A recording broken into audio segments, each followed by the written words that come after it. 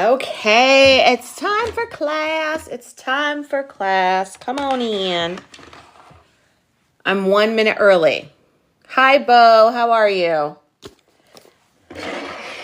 I am 1 minute early. I was thinking of maybe putting this up. I don't know. What do you guys think? I should go there.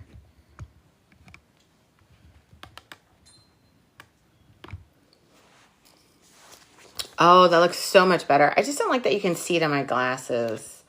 I'm good. I'm exhausted. I've been going to the gym twice a day for the last week. And I have a bunch of stuff going on. I don't know why I do this to myself. I say yes to things just because. Just for the plot. So we shall see. We shall see. Okay, I'm going to wait a little bit so people can come in. But also, have you gotten your pitch deck template, or do you feel comfortable enough working on your own template for this class? Because rubber meets the road today in this class, okay? So let me pull out my notes. Here, darlings. Oh, Jocelyn, how are you, darling? Okay, let's pull out my notes.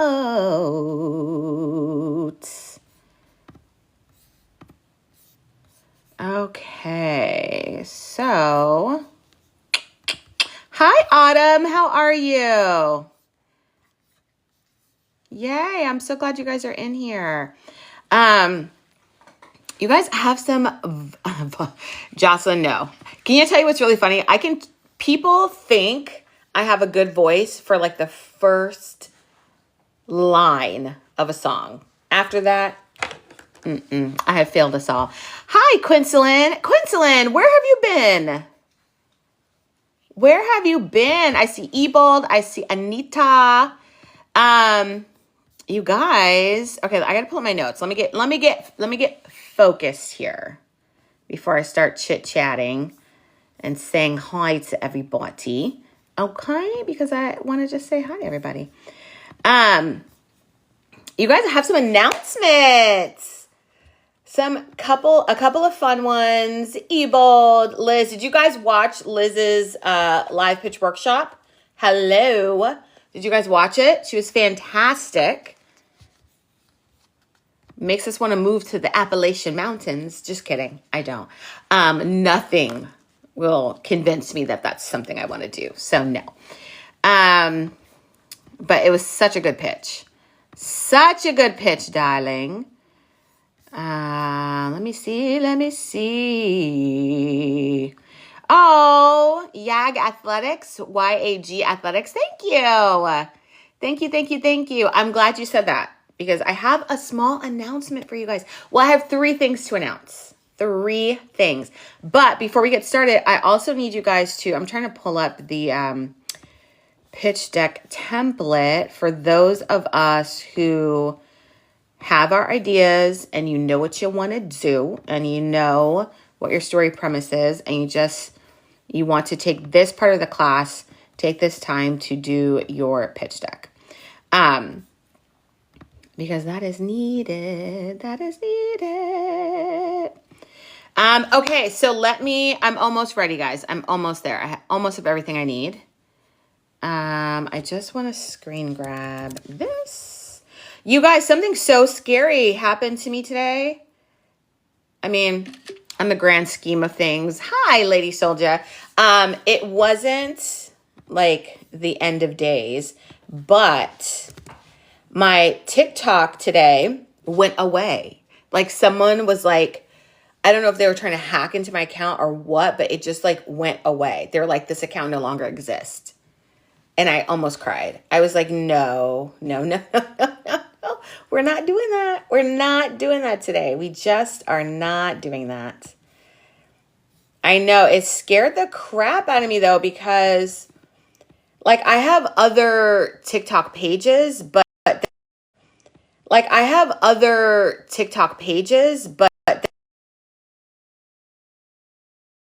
it's not this, right? Like my other one is, what is my other one? Oh, I have one for like my weight loss and diabetes journey. I have one that is for my soap company. And then I have one that is technically Jilly Willy Productions, but I don't do anything with it. Like I just didn't want anyone else to have it. So I keep it. But no, I don't have two-factor authentication because I hate, well, I guess technically I do. I do actually, yeah, because it's my login info and then a PIN and then whatever. I know. Someone actually created a duplicate account of mine and they were like pretending they were me and they were going into people's inboxes asking them for money. And I had no idea. And then finally someone was like, Jillian, I think somebody like replicated your account because this does not sound like you. And I was like, oh, who is it? That's how they took Hillman Talk. Yep. Speaking of, you guys, I have an announcement. I'm trying to wait to see if Steph is in yet. Let's see. Nope. Nash darling's here. Okay. So I know people are weird. People are so weird. Okay. I'm going to tell you guys what's happening in class today. We'll go over our agenda for the day. And then I'm going to show you guys the pitch deck template for anyone who wants to go ahead and grab that. And then we're going to start class. Oh no. And then I'm going to tell you guys the 3 announcements I have. I'm so excited. Okay. So let's get started. This week's lesson is on building the setting. So we are world building. We're building the world that exists so that your series or your story or your project can live within that, okay? So we're going to cover how to create an immersive world for your TV series by using time, location, and culture.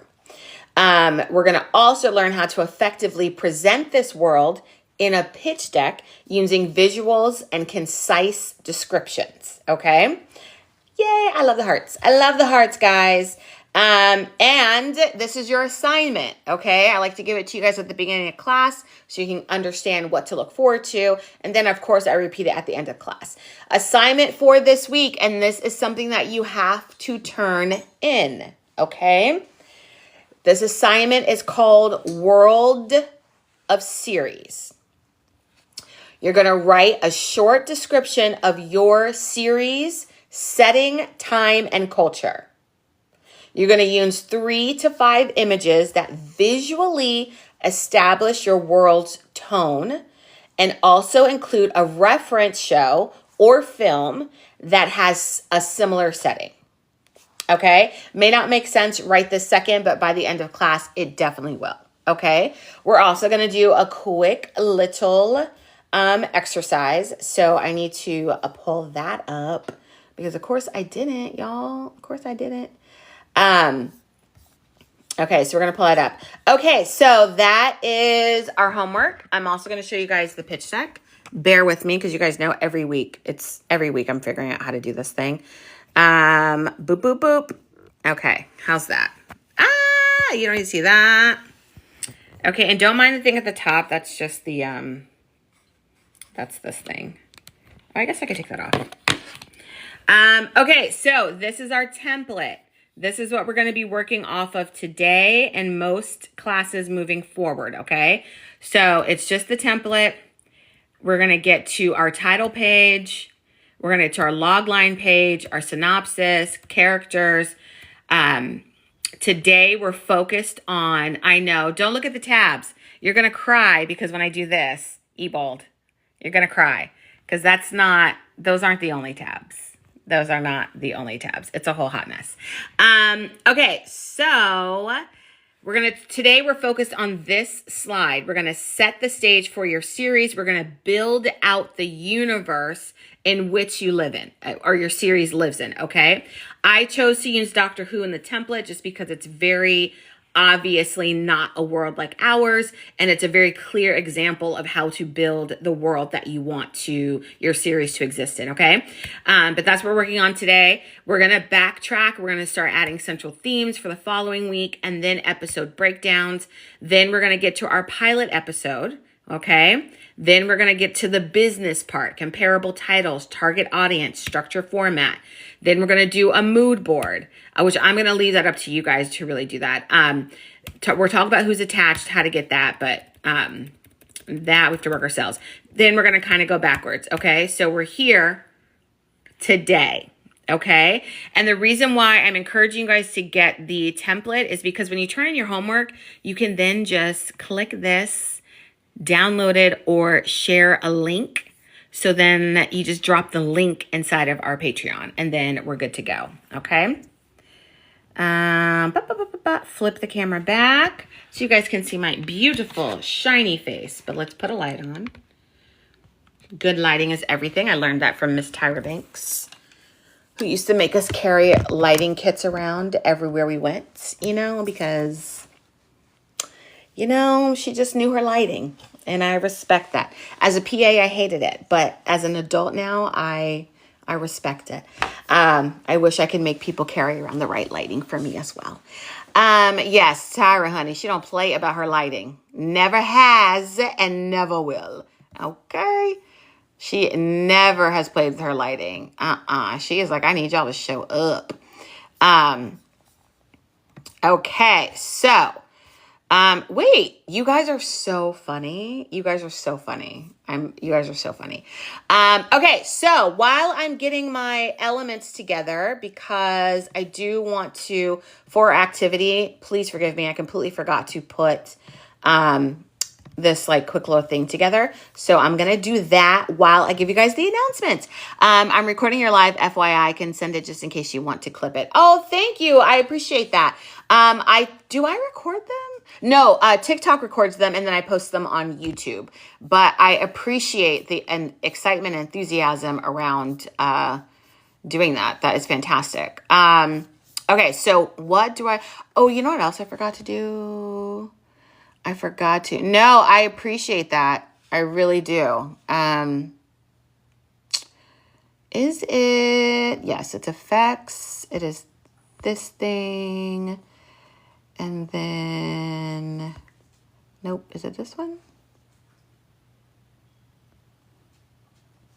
You guys, when I tell you every week, it's the same thing. Every week. I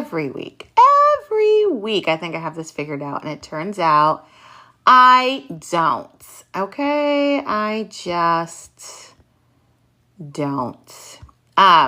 But I love that you guys show up every week. Okay, so for announcements, while I'm looking for this, number 1, and I'm going to do them in order of excitement, I guess. Harrison, what are you doing? You guys, my dog is sniffing my butt. Okay, so first order of business is last week. Oh, did Steph come in? Are people saying, hey, Steph? Hello, Steph, darling. We were kind of waiting for you. Okay, so our first announcement is we did our Pitch It Like You Mean It last weekend, and we did it with Tony, a.k.a. Tony. Tony, is your name Tony Lynn on here? Are you Tony Lynn? Yeah, so Tony and then Gabadabadoo or Gabriella, and they, of course, I feel like it's goes without saying that you guys all have amazing premises, amazing.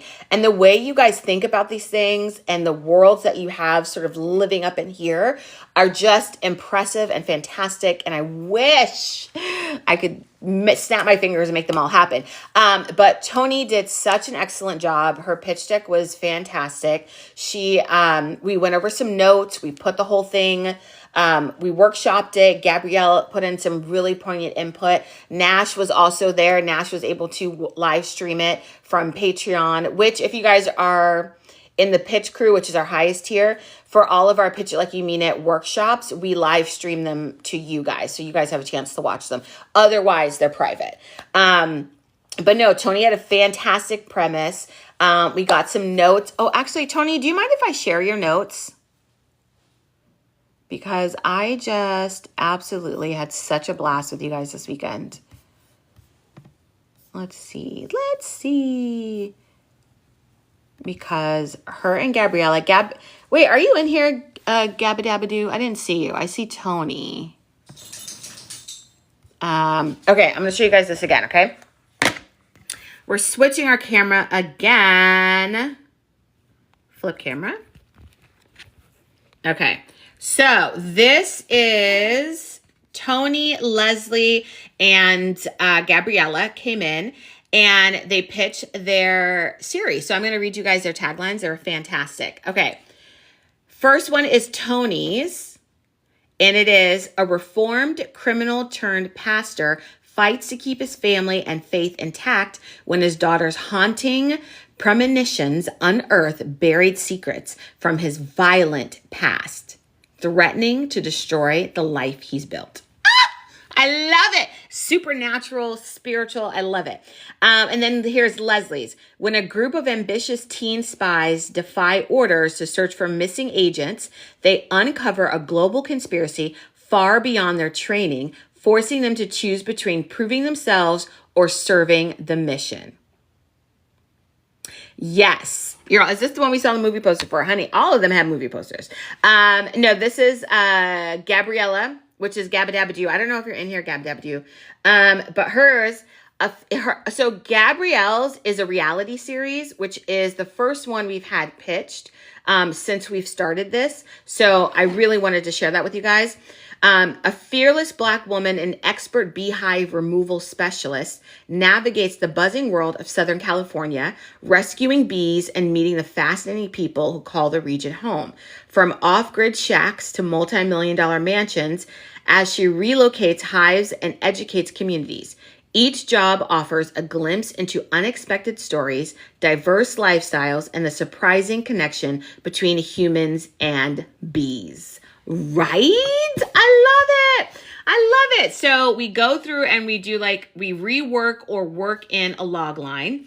Then we go through strengths of the project. We talk about weaknesses, i.e. places where we can tighten up or strengthen up. And then from there, we go to your next steps. I like to give you guys at least 2 next steps to get you to the next stage of where your project should go. And then from there, we just have any notes, questions, anything like that. And the case for Gabrielle's Unscripted series, we had a bunch of titles for her series that people threw out that were on the live. And so we just put them down here. I think they're so funny. Buzz Off with Gabrielle, Be Gone, Swarm Chaser, Buzz Patrol, Be Wild, Hive Alert, Gabby versus the Bees, and the Bee Wrangler. I think those are so adorable. They're so adorable. Okay, so I'm going to flip that around. Okay, so the reason why that's part of the announcements today is because we closed our Pitch It Like You Mean It workshops, because I just wanted to do a beta program to see how it would look, what it would look like, if it's something that you guys would enjoy, if I could give you guys great positive feedback with more than one person on a call, because I think a lot of you guys would love a one-on-one, but my time is costly sometimes. So this is a way to sort of meet you guys in the middle. Instead of a one-on-one, it's just a small group. And now I think I've lowered it to 3 people instead of 4. So I think I originally had 5, and now I feel like 3 is the perfect number. So that was closed, but now I'm opening up new dates. I'm going to open them up at the end of this live. And then you guys, if you're interested in doing it, please sign up, because I have so much fun with it. And it's fun. It's just fun. It's fun. And you get to pitch your stuff and you get to have feedback. It feels a little bit like a one-on-one, but also feels like the live pitch workshop without you having to go live in front of everybody if you don't want to do that. Yes, Tony, it was such a good time. Yay! I know, Tony's trying to come back, honey. Okay, so as a first announcement, Pitch It Like You Mean It. Dates will be available very soon, honey, very soon. Actually, you know what? Let's just make them available now. Let's see if I can, if it's just one button to hit, we're going to do it. Let's see. Oh, actually, yes, the dates are available now. Okay, let's go over them. So, available dates right now, we have... Sorry, guys. I did all this, like, I prepped early for class, like, as in over the weekend. And then I was like, oh, I'm prepped. I don't need to review anything. So then I just hopped on here. Okay, so here are the dates. We have March 13th, which is next Thursday. I wanted to do one during the week for those of us who are busy on the weekends. We do have a Thursday, March 13th spot, and that is from 8 to 10 p.m. Eastern. So that's available. Then we have the 22nd of March and the 29th of March. So we have 3 dates in March that are available now. So if you guys are interested, they're usually on Saturdays with the exception of next Thursday. So go to you guys know where to find all the stuff. Find the Shmeek and the Shmayo. You guys know how to find all that stuff. Okay, so that's the first announcement. Second announcement is... Oh, shoot, I forgot the second announcement. I should have written this down. I forgot the second announcement. Anyways, we'll skip to the third because it's kind of exciting. And Steph, I'm going to share with them because I told Steph, because I was super excited when it was coming down the pipe. So I don't know, Steph, give me your official thumbs up. Can I share this? Because it's really exciting. I can't share until Steph gives a thumbs up.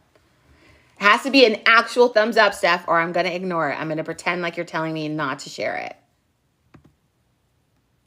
I need an official thumbs up. Like a literal picture of a thumb up, or I'm not going to do it. Or I'm just not going to do it. Yes, yes, yes.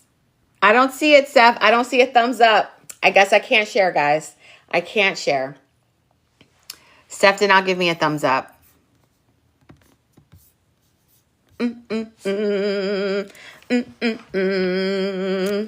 Wait, did she give me a thumbs up? Like a literal thumb up? Oh, there it is. Okay, you pinned it. Okay. Okay, so here's the announcement, you guys. Next week. Oh, that was announcement number 2. Sorry, I just remembered announcement number 2. So we'll go to number 2, then we'll go to number 3. Number 2 is March 16th for our live pitch workshop. We have, drum roll please, we have a writer, one of the writers for Paradise is coming on the show. Yay! Which I'm so excited about because we were talking about it earlier and it's just so exciting, obviously because the series is insane. So if you have not watched it, please go binge watch it because y'all know y'all can't embarrass me on this live, okay? You cannot embarrass me by asking questions about the plot that we all already know, okay? So go watch Paradise. And here's what we're going to talk to her about. This is March 16th, Sunday, March 16th. Here's the focus from my end. Obviously, we'll do Q&A. I don't know if you guys know, but in the pitch crew, I send them, I open up a chat with them to send questions that they want to ask of whoever the guest is. But what my focus is with her and how it pertains to our class is listening to what happens once you create your project and you send it off. It's bought, you send it off, and now you're sitting in the writer's room. As a writer, are you looking at the show Bible? As a writer, do you ever see the pitch deck? As a writer, how do you learn about the characters and the story and the plot and the big moment in order to write about them? How do you discover that?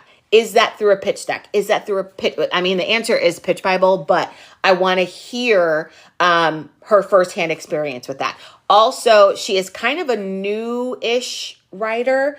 She definitely has a great resume that she's building already, or has already built, and it's just going to keep going up from here. But I want to kind of talk about her other experience in her different experiences in each writer's room. Okay.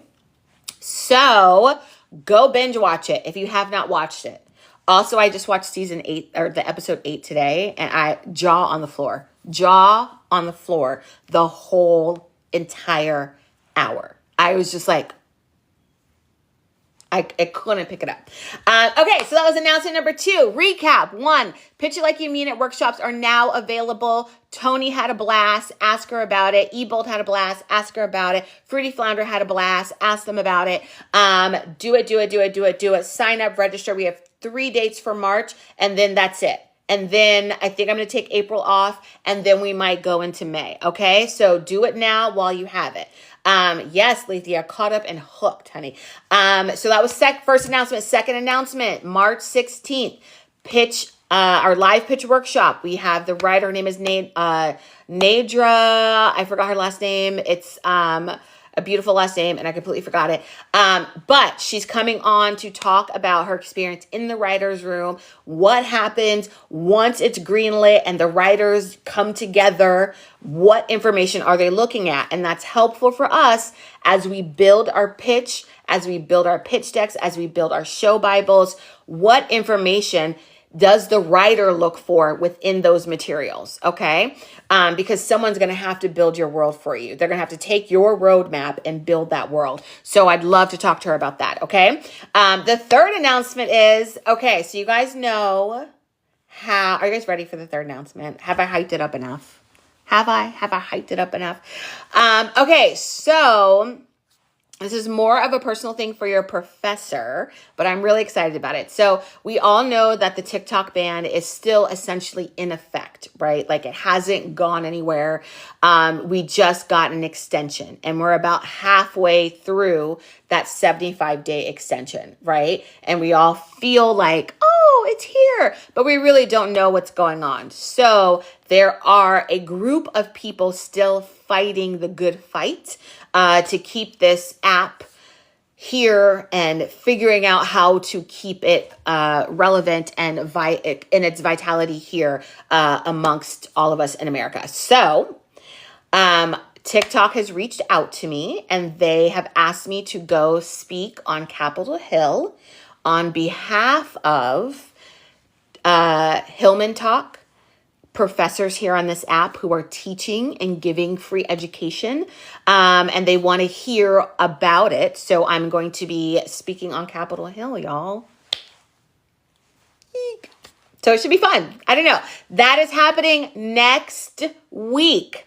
So what that means for you guys, I know this is so amazing. I'm so excited. What that means for you guys though is next week, because I'm going to be in DC next week. So that means class, I may go live from DC if I can for class. But I don't know if I will be able to. Okay. I don't know if I'll be able to. I'm going to play it all by ear. But I do plan on bringing you guys along with the journey. Obviously, I'm going to record as much as I possibly can. I'm assuming once I'm in the room, I can't record, but there's like receptions and dinners and all this other stuff happening. So I can record as much of that stuff as I possibly can.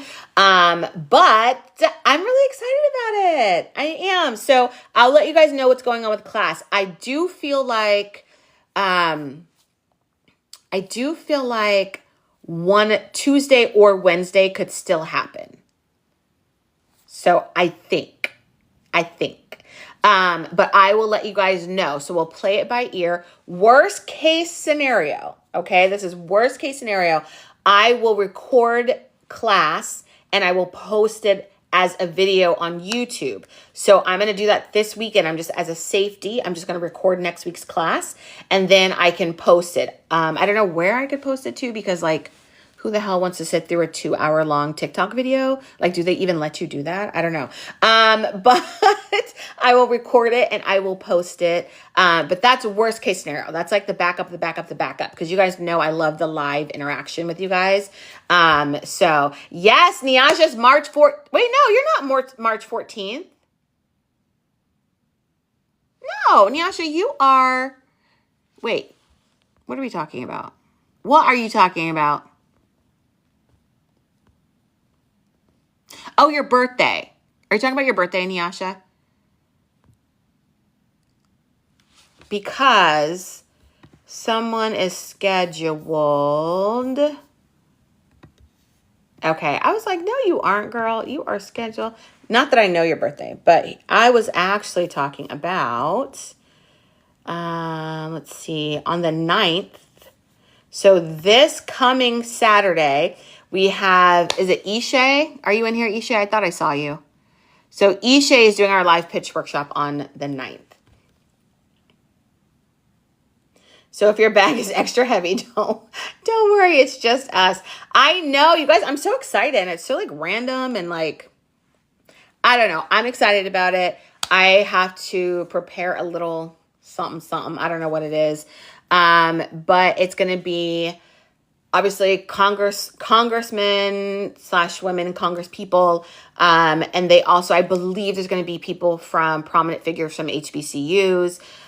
There's like a couple of social hours happening and whatever. So I'm just really excited and I'm stressed because I don't know what to do with my dog because we're new here and he has a dog sitter, but she's not available. So Harrison might also be at the Capitol next week. Also, I feel a little bit like it's Hunger Games. Like I'm like, please, the people need the education. The people need the free stuff. Help us. Okay, you guys, I still have not gathered what I need to gather. So this is what we're going to do. We're going to be so bootleg about this. This is not the vision I had in my head, okay?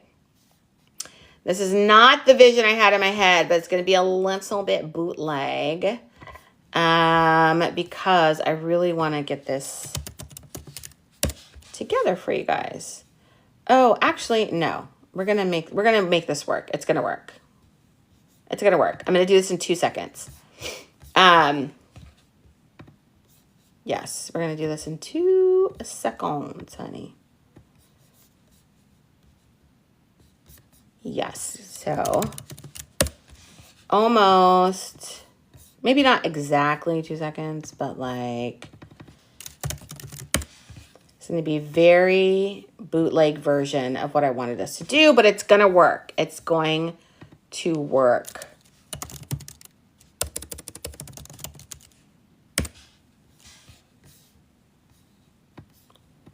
It is, trust me. And then we need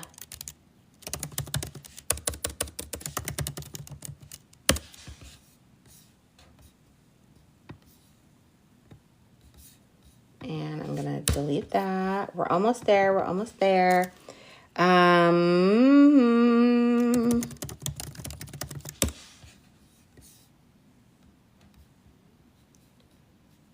Almost there.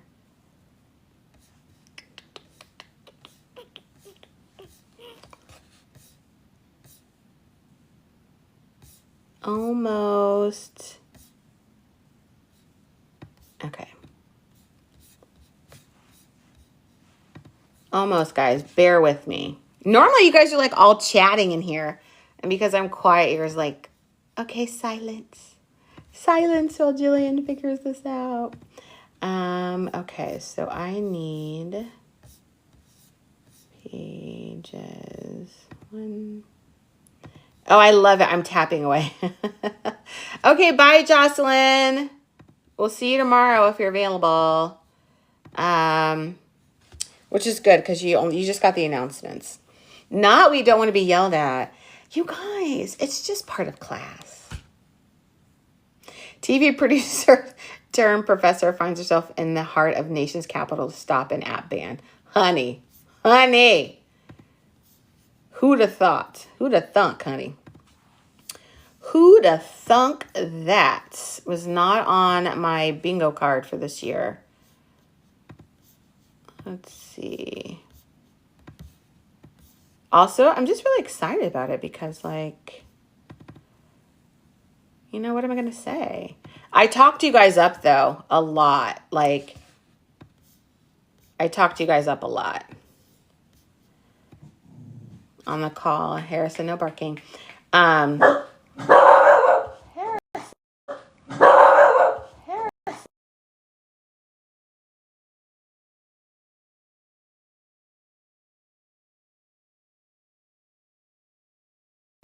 You guys, he barks at our neighbors every day. Harrison, come here. It's the same neighbors. The absolute same neighbors. Okay, I think I'm ready, guys. I think I'm ready. Oh, you guys share the live. One person shared. Thank you, thank you, thank you. Okay, let's get rid of that. Get rid of that. Go back. Go back. Okay, so are you guys ready? We're going to start really easy, really simple, really easy. Do we see that picture up there? Leslie, hello, darling.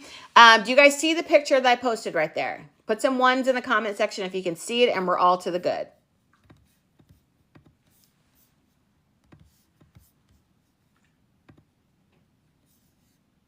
I see 0 ones. This is why y'all get yelled at. Autumn, thank you. Lethea, thank you. Nash, Christmas. No, you got to put a 1. Okay, good. Okay, you guys see it. So this week's class, we're learning about world building, okay? And there's things that are going to help us build this world that we may not think about. I know some of our novelists, those of us who write novels, this is going to be both familiar and foreign to you guys, okay? So when you see this picture, this is a world that is built, right? Let's say we're doing a Hallmark Christmas movie. I want you guys to look at this photo, and I want you to tell me, what do you hear from this photo? What does this photo give you as an audio clue? When you think about this photo, you look at this photo, what are you hearing? What do you hear? Put it in the chat. Put it in a chat. Oh, I forgot I like to do this.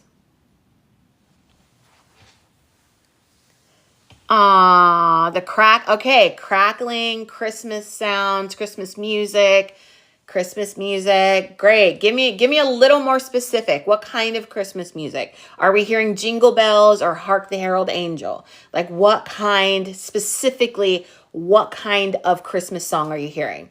Are we hearing Mariah Carey's It's Time? Like, what are we hearing? Jingle Bells, Quincelin. Great. Jingle Bells. Jingle Bell Rock. Okay, great. Oh, Christmas Tree. Okay, great. Laughing, light conversation while the Christmas song plays. I love it, Alien Superstar. It's Christmas time. I love it. Okay, so this photo, this is a visual image that we can all attach a sound to or an audio clue to. And there is a reason why you're saying Jingle Bells versus like a gospel choir or Hark the Herald Angels Sing. And it's because this feels like a cozy, happy, upbeat, but warm and familiar childlike beginning Christmas, right? Your early days in Christmas. Temptation, Silent Night. I agree. That's where my brain goes, is the Temptation, Silent Night, but that's just in general. Okay, so now I want you to look at this photo again, and I want to tell me what you're smelling. What do we smell when we what oratory cues do we get from this picture? Cookies. That's a good one, Nancy. Pine tree, candy canes, pine, hot chocolate, cookies, fresh baked cookies, snickerdoodles. Yes. Okay. Great. Now you know the next question I'm going to ask you is, when you look at this photo, what do you feel? What do you feel when you look at this photo? Give me some emotions in the comments.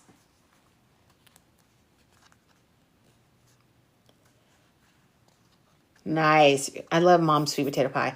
Warm, cozy, comfy, calm, warm, light, joy, matching pajamas, warm, happy, warm and cozy. Perfect. Okay. The reason why, if you're looking at this photo as is, this photo is not giving me murder mystery. It's not giving me even comedy. It's just giving me a warm feeling. Trauma, because I have Christmas trauma. Autumn, Lord Jesus, Autumn. A lot of us have Christmas trauma, but that's not what this photo is meant to invoke. So I'm sorry that you have Christmas trauma. We don't want to traumatize you on the class. Forgive us for not asking if anyone had Christmas trauma. But it gives YT. It can, it depends. Like this looks very much like a Christmas at my house, but no. So again, this is just a reminder that when we're building our world, these are the things that I want you guys to keep in mind. What is your visual representation of the world you're building?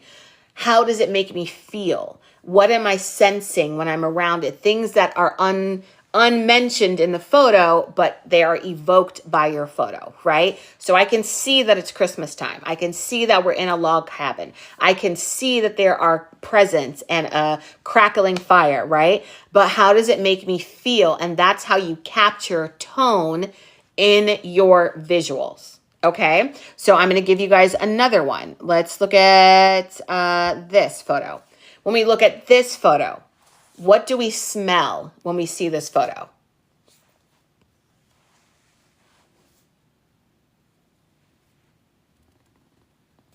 You can't hear or feel the temptations. Salty air, salt water. Yes. So you don't even have to, I don't have to tell you a daggone word, right? You're going to look at that and you're already associating. Taffy's a good one. You're already associating certain scents and fragrances. You're already activating your nose. When you look at that photo, now what do you feel? Like, what do you feel when you look at that photo? Lethea, did nobody ask you what you hear yet? We haven't gotten there yet.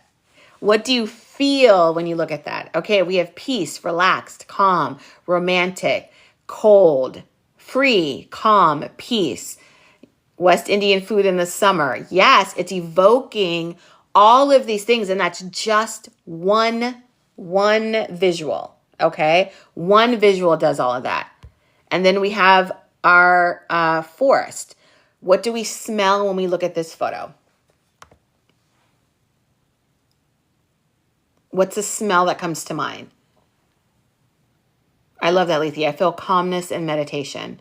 Love that. Skunk, plant life, pine trees, thistle, smells like outside, moss, fresh air. Okay, so this photo gives us earthy, mothy, pine trees, but it does not give us the same as this photo, does it? So this photo has a literal tree in it, actually a couple of trees in it, but it doesn't give us necessarily the same feeling as this photo. So this photo invokes a different feel, a different tone, a different world than this photo. Okay? And this photo, we talked about the warm, cozy, Christmas sort of vibe, right? So compare it to this photo, where this is clearly, what can we pull from this photo? What does this photo tell us what's happening? Nyasha, it kind of is the psychology of marketing. It's world building. It's world building. You're building the world. Okay, we have girls' night, celebration, a party, honey. Great conversation, celebration, friendships. Yes, exactly. Birthday, celebration. So what do we feel from seeing that picture? Sisterhood, Tony, that's a great one. What do we feel from that?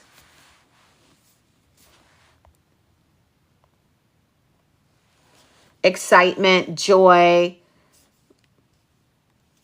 In this world, in the world of this photo, we feel happy, joyful, excitement, right?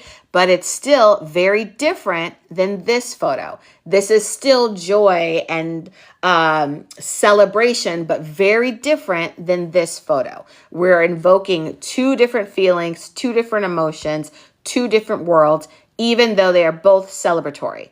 This is also very different, even though we have the pine trees, the crackling fire is very different than this world. I think of the memory crafter person from the new Blade Runner. Yes, of course you do, Laura. Of course. That tracks. And then all of that, this gives us peace, but this gives us calm and relaxed. This gives us happy, but this gives us celebratory. This gives us winter, this gives us forest and not winter. Okay. So this is important because when you're building your world visually, You want to choose photos that invoke the same sentiment, the same tone, the same smell, the sounds that you want to exist in your world. Your visuals have to support all 5 senses when it comes to what the world you are building, okay? Laura, I'm on 3 meds. Y'all are out of control, okay? Every last one of y'all, out of control. This is why I threaten to block y'all every week. Okay, so are you guys buckled in? Are you ready to just take down the notes? Are we ready? Number 1, why world building matters in television. This should be very obvious, but it matters because, see, I'm not out of control. I have 3 meds. Did you? Very in control, Laura. Very in control. I'm sure that combination of meds is very in control with you.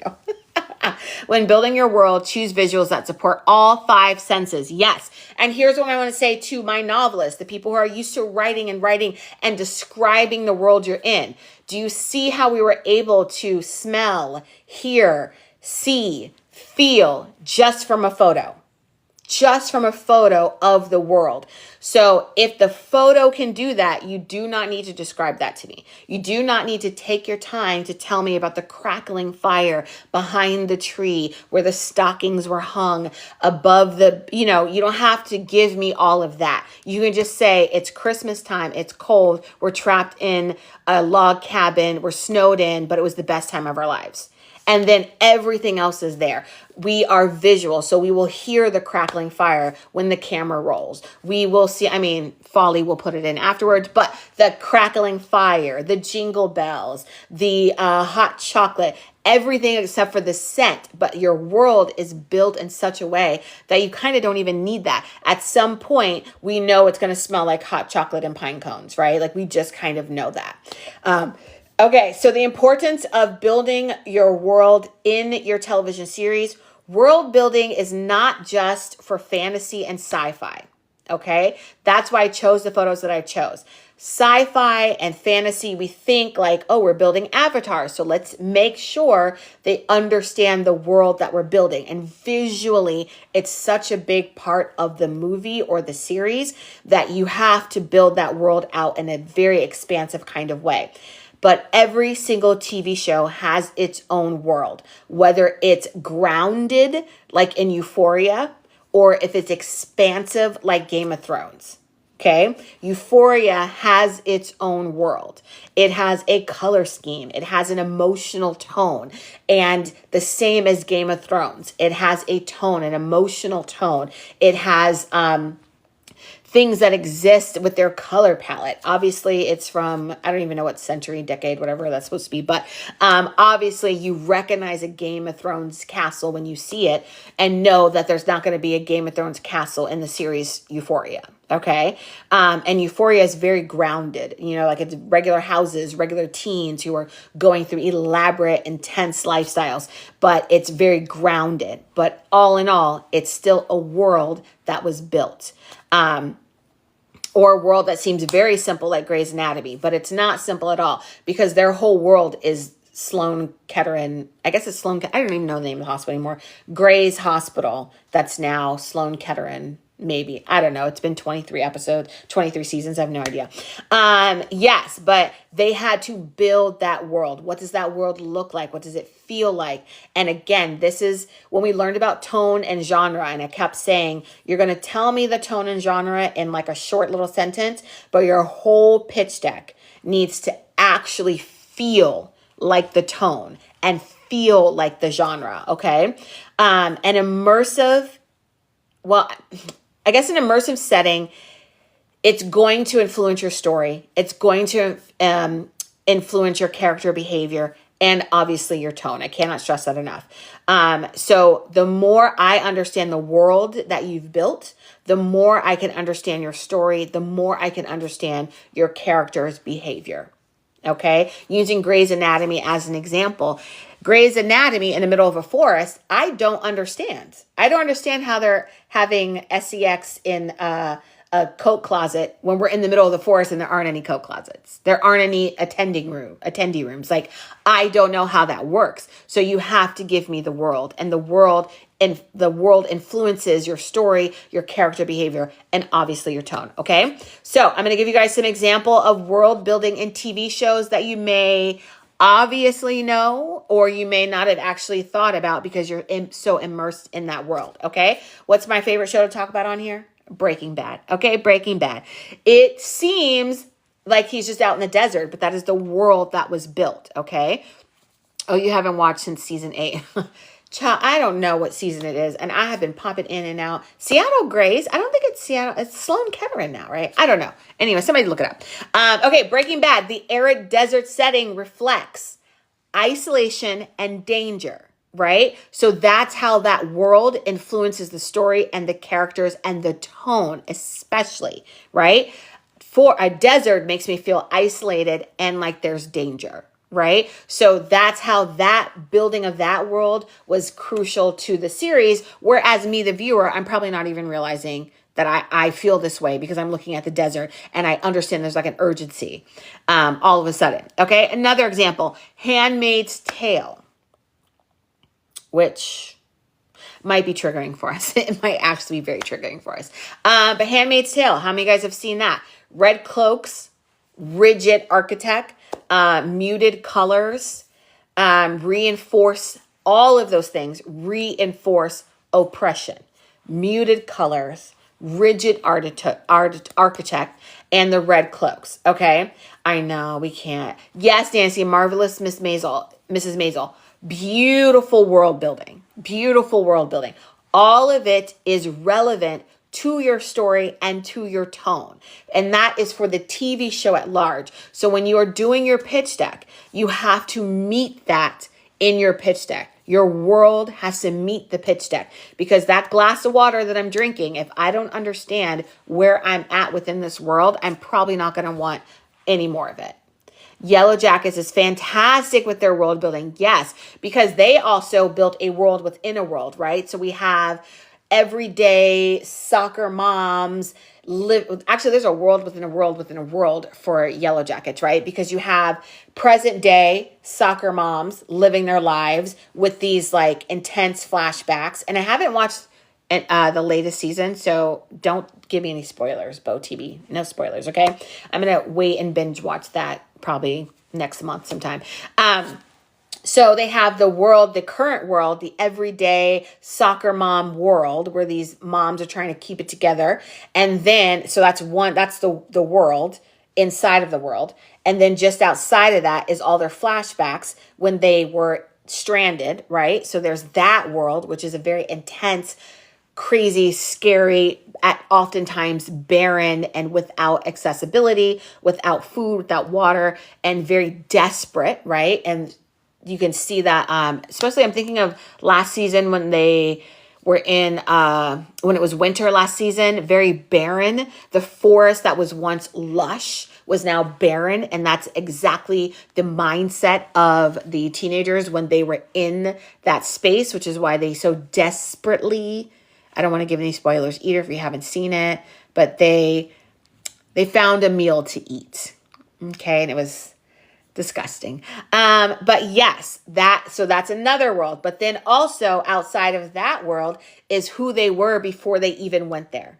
Okay. So you have who they were growing up. That's one world. And then that world collapses because now they're trapped in this, foresty, islandy place or whatever. And then that world collapses, and now they're adult women trying to deal with their trauma and PTSD from the last world that collapsed. Okay, so that's a world within a world within a world. So Bo TV, that was an excellent example. Okay, another one of my favorite shows, Atlanta. It captures the essence of Southern Black culture through slang, through music, and through the location. It's physically in Atlanta, but also it capture Southern Black culture. And that's a world that it has to build. Whether that world is as elaborate as a science fiction world isn't always the case. This is a world within itself. Let's see, Mad Men and Peaky. Oh, yes. Peaky Blinders. The gritty streets of 1920s Birmingham reflect crime, power, struggles, right?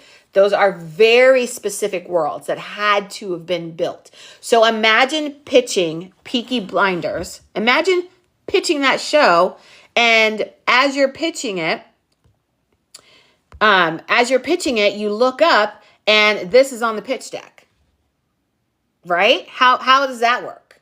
How does that work, right? Or you look up and this is on the pitch deck.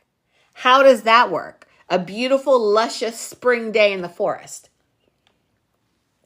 Does that match your tone at all? No. Yes, Alana is so good. Why didn't we use this example? You were making us guess stuff last week.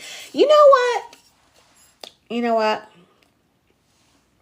I want you guys to be well-rounded, okay?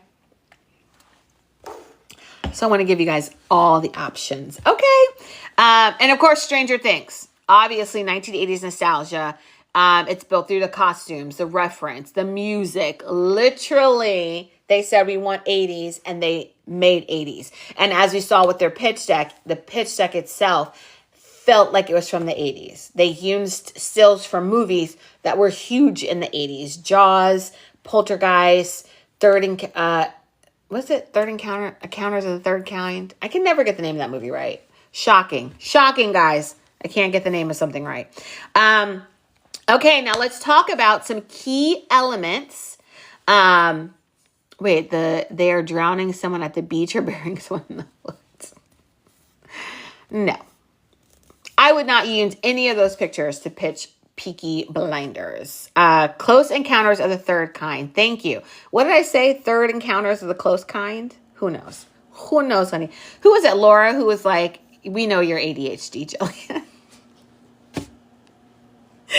Laura read me for filth, honey. For filth. Okay, let's talk about key elements of world building. Okay? Close Encounters of the Third Kind. Thank you. Right, we know our kind. Yes, we know our kind. I'm diagnosed though, so I'm just self-diagnosing here. Even though I did a whole series on ADHD, ADD and ADHD, and I had talked to a lot of experts, and they all said I wasn't. And I was like, I mean, you're the experts, but I don't know. You don't know my life. Okay, anyways, key elements of world building. I'm thinking about getting a degree and able to diagnose so that I can be so official. Okay, key elements of world building. Students should ask themselves, how do I show the world of my series without over-explaining? Okay, who am I talking to right now? How do I show the world of my series without over-explaining? Who am I talking to? I want to know, because I could call you out. I really could. I could call you out. But not Fruity Flounder throwing Laura under the bus, or Fruity throwing Flounder under the bus. Yes, they threw you under the bus, Laura. Yes, I know exactly who I'm talking to. Autumn. Yes. Laura, I don't know that I'm talking to you, because by the time you guys collectively edit yourselves and it gets to me, it's perfect. So I don't know what to say. I can't agree with Fruity of the Flounder today. I can't. I know, right? It's always the closest to you. Yes, Autumn, I'm talking to you. Yes, I'm talking to you, Autumn. Okay, so I'm going to say it one more time. This is the question that you guys should be asking yourselves. How do I show the world of my series without over-explaining? Okay? Yes, Ebold, I'm talking to all the novelists on here, okay? I'm talking to Anita, too. I know I always be singing Anita's praises, but Anita, you ain't got to tell me every inch of the room we're in, okay? You do not. Just show it to me. I tried to have what ended up being the synopsis be the long lines. Very true. Very, very true. Okay, so there are 3 things that are going to help you build your world. These are 3 things you need to focus on, okay? I'm going to read them really quickly, and then we're going to go in depth. The first, time. When does this story take place? 2, location. Where does this story happen? 3, culture. What social and cultural factors define this world, okay? What's the opposite of a novelist? I write concisely. Okay, Nyasha, I feel like if you did, you wouldn't have had to take up an entire 2 sentences to tell us that. Just saying. Sounds like you're trying to convince yourself. Okay. Now focus, y'all, on class. What are the 3 things I just said? What are the key elements of world building? 3. Yes, it was shade, honey. Okay, what are the 3 elements of world building? 3 elements of world, and I'm not going to repeat them because I know y'all weren't listening. I know y'all weren't listening. And Nash, don't open the book, okay? Okay, lady soldier. Time, location, and culture. Oh, thank you, Alien Superstar. Yes, yes, yes, yes. Okay, great. Thank you, Jeej. Right? We love it. Yes. Okay, let's talk about time. Let's break that down. Time. When does this story take place? You do not have to literally tell me that it happens March 3rd at 3 p.m. in 1985, right? You don't have to necessarily tell me that every chance you get. You can tell me in a half a sentence, and then every single picture and visual that's inside of your pitch deck has to reflect that, okay? So, is it the past? Historical accuracy matters if it is the past. Make sure you research customs, technology, and major events, okay? Do not have something that took place in 1975 and they're all on their cell phones, right? Don't have something that happened in 2001 and they're all on Instagram. Even though, was Instagram out? No. When did Instagram come out? 2008-ish? I don't know. You know what I'm saying? So if it's in the past, honor that. Keep it in the past. If it's in the present, consider how current trends, politics, and technology shape your world. Was it 2011? No. I gotta look that up because I was on Instagram when it first came out and it was literally just like a camera filter app. When was Instagram created? Oh, I mean, you guys might be right. You guys might be right. But I'm not going to say that because I'm never wrong. Okay. I'm never wrong. Just kidding. I'm wrong quite often. October 6th, 2010. I'm wrong often. But that's okay. Thank you, Steph. Anyways, Autumn, Tony, thank you, Steph, for pinning that. We're moving on. Not that I was wrong. We're just moving on because we're learning important things in class today. Okay. Nyasha, I literally will type a full question into Google. Google is like, girl, you could have just given me the Cliff Notes. I'm like, nope. No. I have questions, okay? Humble queen, humble me? Never. Anyways, you guys focus. I mean, you guys, it's not about who is right or wrong. It's not about that. It's about the lesson that we're getting today, okay? Time, past, present, and the future. What has changed? What has remained the same?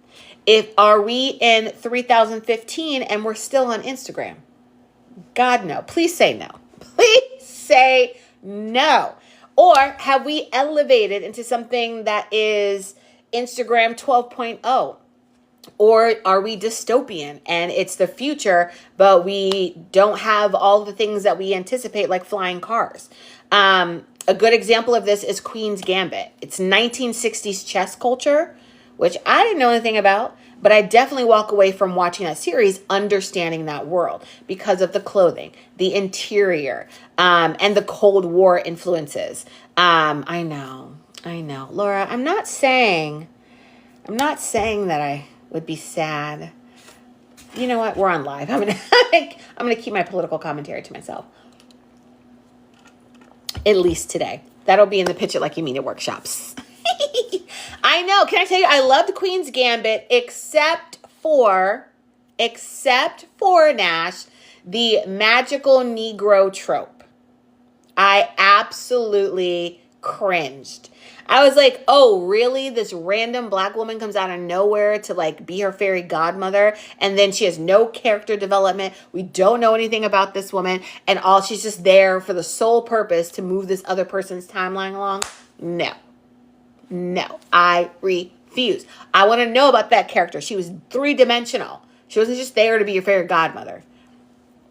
Okay.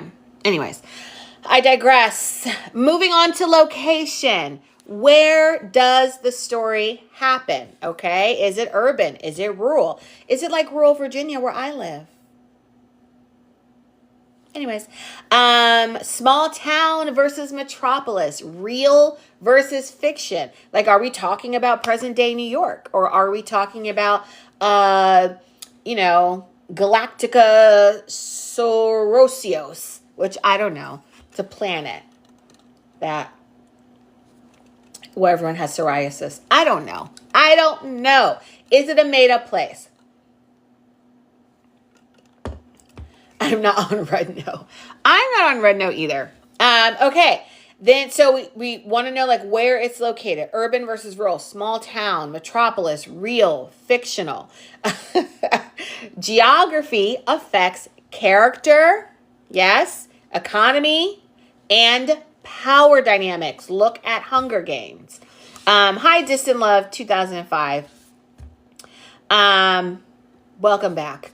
Okay, so think about Hunger Games, right? In Hunger Games, the literal geography affected the characters, the economy, and especially the power dynamics. What district you were in was literally ranked. Where you lived geographically was ranked, okay? And then if you lived in District 1, then you had more power than someone who lived in District 12. Like you definitely... Is it District 12 or is that a movie?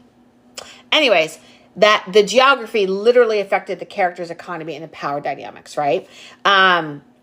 Then your visual aesthetics of your location contributes to your series identity. That's why it's very, very important, okay? I know. Laura, thank you. District 13. That's the movie, right? So that's why this is crucial when you talk about your location. The visual aesthetic of your location contributes to the series identity, okay? The visual aesthetics of your location. Again, are you in a forest? Are you on a beach? Is it Christmas by the fire? Is it, dystopian? Is it 1960s Cold War? Is it, I don't know, District 10. I don't know. Somebody look it up. Okay. Another good example, specifically for location, is Succession. I don't know how many of you guys have seen it. District 9, District 13 are two separate movies. There we go. District 9, District 13. But within Hunger Games, there's districts. So, Nash. Anyways, look, I was wrong once on the live. I can't be wrong again. So somebody help me out. I can't be wrong again. Somebody help me out. Okay, Succession. How many of you seen that? Please put some ones in the chat because I feel like y'all have never seen any TV show ever. Okay? If you've seen Succession, put a 1 in the chat. Thank you, Lethea. Thank you, Autumn. Oh, that's it? Only 2 people? Okay, only 2 people? Ebold, what's a TV? Fruity Flounder, thank you. We like funny. I hear ya. Nash, you have not seen Succession? It's pretty good. I would binge watch it if you have a chance. Okay, so here's the thing with Succession and the location. Their wealth is conveyed through the location. Private jets, high-rise offices, lavish interiors. It was very, overwhelmingly posh. So that location had everything to do with reflecting the characters, reflecting the world and the environment.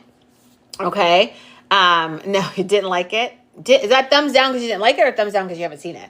Okay, now culture. What social and cultural factors define your world? Okay, these are the questions. I'm going to recap really quick. Time. When does the story take place? Location. Where does the story happen? And 3, which we're going to talk about now, is culture. What social and cultural factors define this world? Not on Max. That's rich people stuff. No, Nash, let me tell you something. It's not rich people stuff. This is what you do. This is what I do, okay? I'm allowed to have 3 subscriptions at any given time. So that may mean I got to rotate some of them out, okay? Because I refuse. It was probably like 2 or 3 years ago.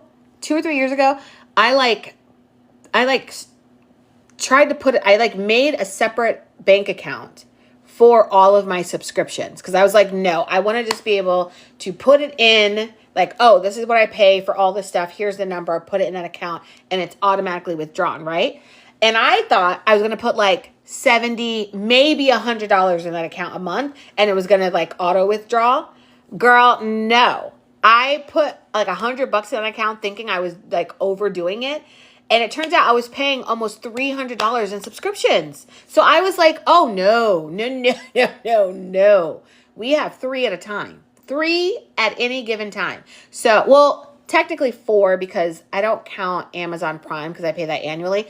But I literally am like, well, it looks like it's going to be Netflix, Peacock, and Hulu this month. And then, no, Nash, it's ridiculous because you don't realize you're doing it. Like if you tally up everything you have subscriptions to, and I'm talking everything, Max, Hulu, Amazon, Disney Plus, Netflix, Peacock, Paramount Plus, and like, that's just TV, right? Then I have Canva, I have Adobe Premiere, or like the Adobe Creative Suite. Like it was just so much. And I was like, no. You have to, Lady Soldier, you have to let them go. I have viruses on my computer. No, sweetie. No. I picked 3 and that's what it is. And if I feel like, oh, there's something I want to watch on this other service that I don't have, I have to go, which one can I give up? That's it. I know Netflix is a little crazy. I let Netflix go right now. But it's probably temporary. Nyasha, I'd expect that not from you. I thought we learned about Tubi.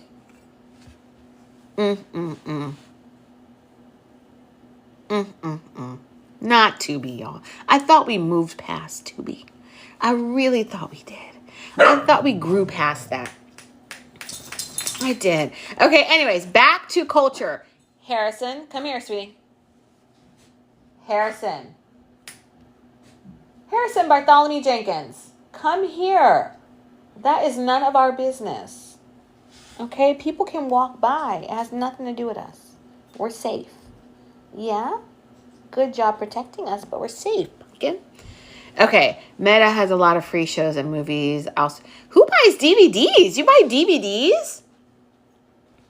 I wouldn't even know how to play a DVD.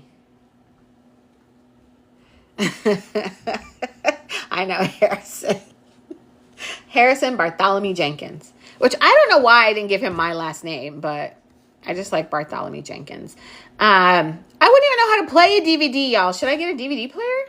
Anyways, back to culture. What social and cultural factors define this world, okay? So now we're talking about language, tradition, class structure, unwritten societal rules. If you think about Handmaid's Tale, they did a really great job of building out that cultural world, okay? Language, traditions, class structure, who's high rank, low rank, what are you on the tiers of society, how people interact, how people dress, how people navigate their environment, what music, food, technology is relevant to that world. That is all under culture, okay? I was like, what's dissipate? No, they do, Nancy. I'm a victim of disappearing movies that you purchase. Yes. Because when you purchase them digitally, when they get rid of them, they get rid of them. Right? Do you think it's easier to flesh out a culture from the past or the future, or both have challenges? I would say they both have challenges, but it really depends on you. I love world building. It's like I enjoy that as a writer. Because I like having this world. I like being responsible for, like, is this a new language? Like, think about like Star Trek, right? I don't know if you guys are, I guess, old enough to know Star Trek. Yeah, I just love building up the world. And I have a lot of fun with it. So it doesn't matter. Future, past, present. I would say least exciting is probably present if I'm trying to do like a real present day. Then that feels a little bit boring. But, oh, I didn't realize that was an emoji. Beloved. I love it. Yeah, so I love world building. It doesn't matter where it is. Except I say of the three, past, present, and future, present is usually my least favorite, unless it's something like Succession and you're building an elaborate like world around wealth, around or like around a family and their particular world and culture. Then I love that kind of stuff. Oh, look at you guys. Okay, my bad. I didn't know we were Star Trek. I didn't know we were Trekkies up in here. I did not know. Okay, an example for culture. What social and cultural factors define the world? I think a really good example is Reservation Dogs. Have you guys seen that series? Please put some ones in the chat if you've seen Reservation Dogs. Please tell me. Tell me somebody has seen it. Thank Autumn, always. Thank you, Autumn. Thank you, Bo TB. Thank Ebold, of course. Yes. Alien Superstar. Yes. Oh, Alien Superstar. I'm going to email you. I might need you to do some research for me. One sorta. I started, haven't finished. Okay. We'll finish it. Okay, guys. Finish it. Nash. I'm not even going to ask.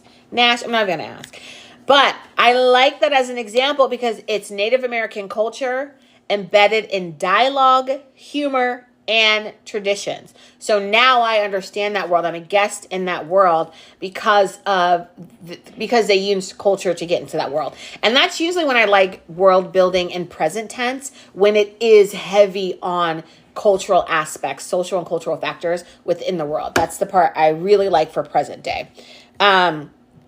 Okay, now, you guys, we went through this super quick.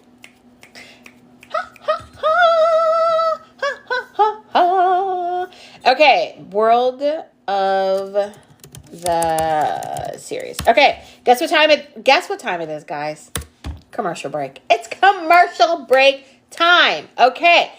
We're going to go into commercial break because then I'm going to give you your homework assignment again. Okay, here are the 3 important things from our commercial break. 1, if you're not part of our email list or our Patreon, please go join now. Here's the thing to pay attention with Patreon. There are 3 paid tiers. You do not have to be in the paid tiers. They are better, but you still get great information in the free tier. You may have to navigate to get to that because I realize they push the paid ones more than they do the free one. So I think you have to like click some buttons to figure out how to get to the free one. But definitely join, okay? Join. That number has stayed at 189 for 2 weeks. 2 weeks, okay? How are we educating minds if the minds are not there, okay? And I love y'all, and y'all help build this world. Oh, it's world building. You guys help build the Hillman Talk world. You guys, I'm going to Capitol Hill. I'm going to go give a speech to the Congress people. I'm so excited. But shh, don't tell anyone. Actually, I don't know if I'm not supposed to tell anyone. I didn't even ask them. Anyways, I don't think it's like a secret. Okay, pretend I didn't tell you guys. Anyways, back to our commercial break. Join our email list and or our Patreon. If you join our email list, I send out an email every Friday. I didn't do one this Friday, but I do one every... Yeah, right. I'm not going live in You guys are crazy. Crazy. First of all, I'm just concerned about getting my hair done, my nails done. I got to do my eyebrows. Whew, honey. We know nada Nada. Okay, we know nothing. We know nothing. Class happened, okay, as scheduled.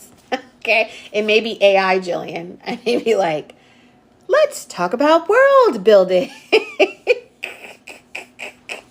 Speak loudly and slow. They're all 80. Oh, Lord. You guys, I don't know. So here's the thing, though. I am going to do content around it, but it's all going to be delayed. Like, it's going to be delayed.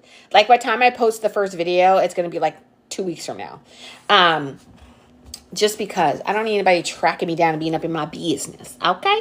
Okay, commercial break. Join the Patreon. Thank you, Steph. Join the Patreon. Join our email list. That is crucial, important. Also, if you have not subscribed to our YouTube channel, go subscribe. Our live pitch workshops, I am still trying to figure out how to go live on all the places at the same time. But the most effective and best way to watch our Sundays live pitch workshop is on YouTube. Go subscribe and then get alerts. Okay? Hit that alert button. Or if you're in Patreon and you're part of the pitch crew, you get your own special invites. Okay, you just do. So go subscribe. Add yourselves to the email list. Be part of the community, okay? Come be part of the community. That's first. Second, I am making our official announcement. Pitch It Like You Mean It is now live and available, okay? We have dates, March 13th. And then I want to say the 22nd and the 29th, okay? So go sign up. It is 3 slots per session, okay? When they fill up, they fill up. I don't know how long I'm going to do this option. I am having a lot of fun with it, so I don't know. And I think you guys are getting a lot out of it. Like, I don't know, I just had so much fun. I have so much fun. Last Saturday especially was really fun because the projects were just so different. Like, we had our first unscripted. I wish Gabba Dabba Doo was in here. You guys don't know this, but Gabba Dabba Doo is a bee specialist. She does bee removal. Like, she puts on her bee costume and goes and susses out beehives and, like, takes them and, like, puts them somewhere. I don't know. I was just like, wait, what? Right, Nancy? That's how I felt. I was like, what? So she has the idea to do a reality show around her work and her life. And it was such a great idea. And we had so much fun just like talking about it. And then Tony's idea, Tony, a pastor who used to be a drug dealer. Well, was he a drug dealer or just like criminal activity? A pastor who was in them streets, honey, right? Thought he escaped, became a pastor. And now his daughter has premonitions that make his past life resurface? Like, come on now. Come on. Not the sins of our father resting on the daughter. Okay? I love it. Anyways, we had so much fun. And it was another one of those days where I was like, wait, I get to do this? Like, this gets to be like what I do? It's so much fun. No, Ebo, the talent in this class is unreal. Unreal. And it also, I'm going to yell at you guys now. It also pisses me off because y'all don't have pitch decks. Okay? Y'all have all these ideas. Okay? And your pitch decks, you're not taking them serious. Take them serious. Okay? Be serious about them. Take all these notes, everything that we talk about in class, work it through your pitch deck. Okay? The reason you want to do this, and I can't believe I have to plead with you guys. Lady Soldier. Okay. Yes, Lady Soldier. And this isn't even the commercial part. This is like heart to heart. Okay. Heart to heart. Having a pitch deck prepared for your idea does so much for you and wrapping your brain around it. Okay. It does so much for you and your idea. It takes, again, the ocean that you have created, this entire world, and it brings it down to a glass of water so that you can give that to anyone in your path. It also helps you sharpen your idea and your concept. Because if you cannot get your idea down to a log line, then you need to rework it and rework it and rework it and rework it. And in the process of doing that, your idea is ingrained within you, okay? It is ingrained. Your character development, when you have to like narrow your characters down to 2 sentences, their whole life identity down to 2 sentences. It really helps you really get focused and narrow down in on your idea. So even if you don't plan on pitching it at this juncture, which I encourage all of you guys to move as if you're going to pitch it to someone, and pitch it to me, and then we can practice. But yeah, even if you don't want to do that, understanding the ocean of your project in such a streamlined way is only beneficial to you and your project, okay? Even if you want to self-fund your project, you're going to have to do some sort of GoFundMe, crowdfunding something or other. Oh, which reminds me, I wanted to drop this in the Patreon. I just talked to someone who does crowdfunding for TV series and films. And she's really great. She's gotten a lot of people a lot of money by her presentation. And I wanted to talk to her because I was thinking about having her come on live pitch workshop to talk about the importance of the pitch deck. I will beat you guys over the head about this, because if you can understand your project in that streamlined kind of way, you are light years ahead of everybody else who has a really great idea, right? Because we all have them. And the difference is knowing how to deliver that idea. Okay. Sometimes that makes the difference. Someone has a brilliant idea that no one will ever listen to because they haven't quite learned how to present that idea. Oh, also, dang it. Did I screen grab that? There's something I wanted to show you guys about Paradise, actually. Let's see.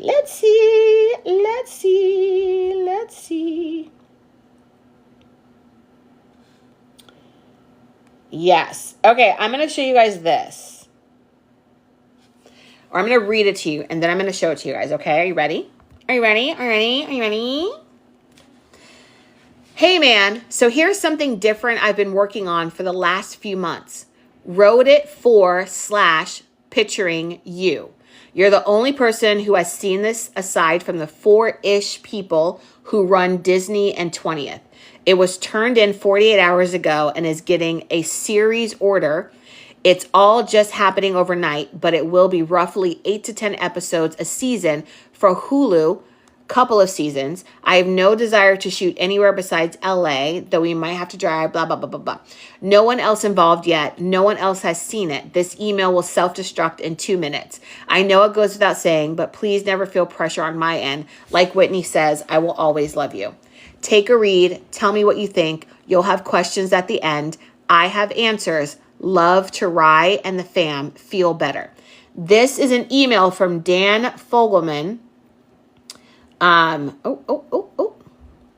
Fogelman to Sterling K. Brown about the series Paradise. Turned it in, and within 48 hours, he had a series pickup. Within 48 hours. No one attached, because he sent this email to Sterling after they picked up the series. And then he immediately pitched it to Sterling in the form of this little email. That's it. Sent that email. Let's see. Which is not even an email. It's a text message, but, that's it. Oh, wait, no, that is an email. My bad. Yeah, that's it. Yeah, so him and Sterling were old friends. So this is what he says in the captions. He says, season 1 finale of Paradise is out today. Over 2 years ago, this one got real when I sent an email to an old friend. Okay? So a lot of things. The reason why this caught my attention for class today is this is the pitch to the series that it was like he pictured him in this role, right? So this is the pitch. It's an email, right?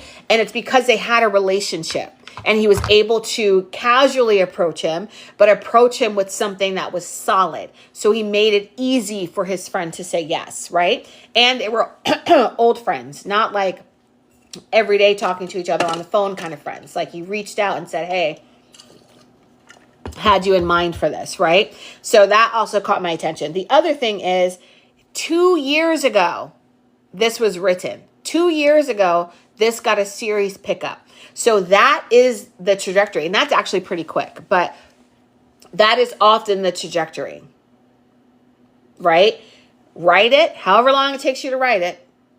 Then you have to pitch it. Because he's Dan Fogelman, so like, obviously they weren't going to somebody was going to say yes, right? So he did the series. 48 hours later, he had a series pickup for multiple seasons. Okay. And then from that point, it took 2 years for it to reach our screen. So I wanted to point that out to you guys because it's a long game. And you have to be passionate about what you're writing. You have to be passionate about your project. And you have to understand and believe in it in such a way that after 2 years of trying to build it, because we have no idea how long it took him to write it, or to come up with the premise, or to shape the premise, or even where it came from, right? No idea. But it can take 2 years. And that is still relatively quick because it usually takes 2 years to create it and then it comes to us. But he got that in 2 years, which is so impressive. I did take away later. Remind me later. I did also do this. I took a picture of this. I wanted to show you guys this too, okay? I'm going to read this to you. The DC Cannons out of Ward 8 is the longest serving minority hockey program in North America. For more than 50 years, Neil Henderson has led them. Okay? Do you guys see this? I wanted to show you guys this because sometimes this is how stories happen. Sometimes this is the seed of development.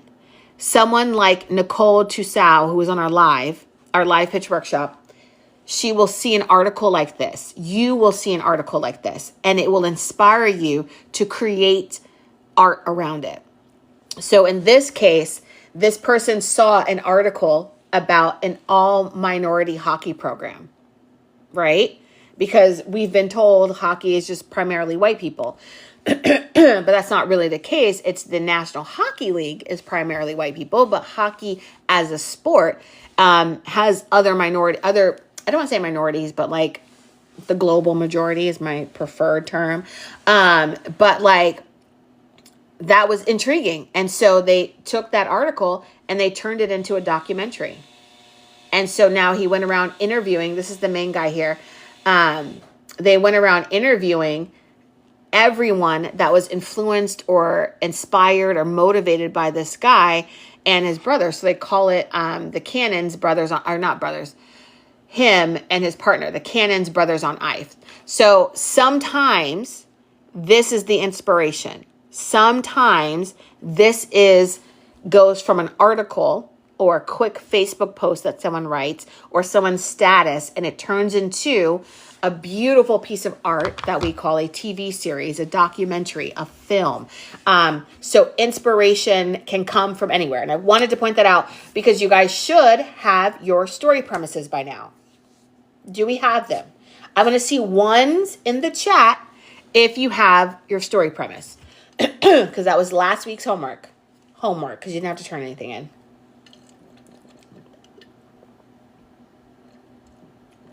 Mm-hmm. Like, who the heck did I marry? Exactly. Mm-hmm. Yay, yay, yay, yay, yay. Good job, guys. Good job. I want to see more ones, though. Great job, Pretty Flounder, E-Bold. Lady Soldier, Tiffany, yes. Banker Bestie. Yeah. Banker Bestie, you do not talk in class that much. Good to see you have your story premise. Aya the Shadow, 87. Tony Lynn, yes. Tony, are you going to use Faith and Fury?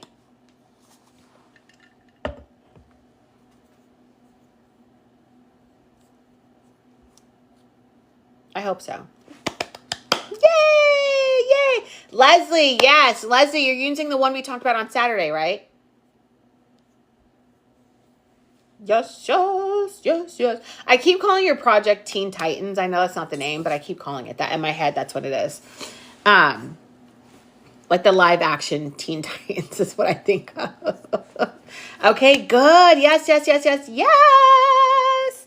Okay, so with your story premise, do you guys feel like you can do the homework assignment, which I'm going to tell you guys again. You're going to take your story premise, okay? You're going to use a short paragraph to describe the setting, time period, and cultural aspects. That's from your own story preference. You're going to give me, okay, I am T. Sade Speaks. You got to narrow it down. You don't want to overwhelm yourself. And one can be your practice one. And then you create your own template from that. So you're going to make a short paragraph describing the setting, time period, and cultural aspects. Then you're going to find 3 to 5 images that visually represent the tone and aesthetic. Okay. You're going to put those. Oh, wait, sorry. Then you're also going to find a reference to a TV show or film. Harrison. You guys, my dog, when he gets hungry or when he wants food, he drags his bowl across the carpet. He just goes like this, back and forth, back and forth. Stresses me out because I'm like, oh my God, I didn't feed you. And I'm like, oh no, I did. You're just being greedy right now. Anyways, what was I saying, honey? Oh yes. So then you're going to find a TV show or a film to reference as something that also represents the world that you're building. It doesn't necessarily have to match the storyline or the story premise or the plot or anything like that. I just want a TV show or a film reference that can represent visually the world that you're building. Okay? So, repeat for your homework, a short paragraph that describes the setting, time period, and cultural aspects of the world that you're building for your story premise. Then you're going to give me 3 to 5 images that visually represent tone and aesthetic. You're also going to include either a TV show or a film that shares a similar world. And you're going to put this on a slide. Okay? So that's why I wanted to emphasize to get your pitch deck templates, because you can literally just plug in your photos and your paragraph and your TV show reference or film reference inside of the template. Otherwise, you just can create one single slide. Okay? And that one single slide is going to describe your world, have 3 to 5 images, and a TV or film that has a similar world to the one you're building. Okay? Do we understand? Do we understand, people? Where's Steph? Did Steph leave? I'm going to see if Steph... Well, no, that's a lot to pin. Never mind, Steph. That's a lot to pin. Oh, you did it. Steph, I was like, that's so much to pin, but you did it. For your own TV show, create a paragraph describing your world. Add reference images and TV show. Excellent, Steph. Excellent. Okay, we understand, right? I love it. Okay, do you guys have any questions about world building? Any questions? Any questions? Banker bestie, thank you. Understood. Understood. Who else is in here that doesn't talk a lot? There's people in here because there's probably like 10 people that I know off the top of my head. But there's like 40 people in here. 40, 50 people in here. I don't know who y'all are. I don't know who y'all are. Y'all are so quiet in class. Oh, I do know some of you who are quiet intentionally. Okay, so here's the thing. This homework is going to be due. Technically the homework's due on Sundays, but I am probably not even going to look at this stuff until the following Sunday. So I'm going to give you guys not this Sunday, so you have until the 16th. Okay?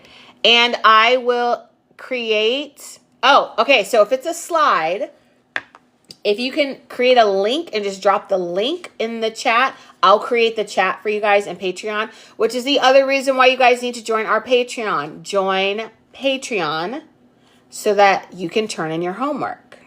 Okay? Patreon so that you can turn in your homework. Okay? Ebold. And am I going through buyer's mandate homework right now? No, I'm going through your genre remix homework right now.